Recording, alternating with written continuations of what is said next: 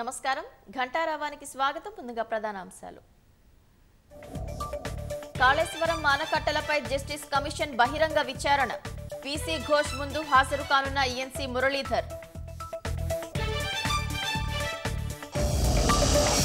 3 దశల్లో అమరరాజాలో lithium ion బ్యాటరీల ఉత్పత్తి 3500 మందికి ఉపాధి లభించనుందన్న మంత్రి శ్రీధర్ బాబు హుస్నాబాద్ నియోజకవర్గంలోని గౌరవెల్లి పనుల్లో వీడని చిక్కుముడులు సమస్యలు పరిష్కరించాలంటూ మంత్రి పొన్నం చెంతకు బాధితులు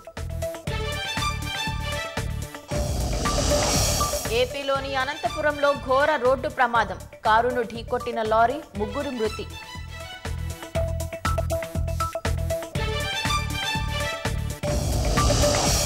భారత్ మలేషియా మధ్య మెరుగైన వ్యూహాత్మక బంధం ఇరు దేశాల ప్రధానుల చర్చలు కుదిరిన 8 ఒప్పందాలు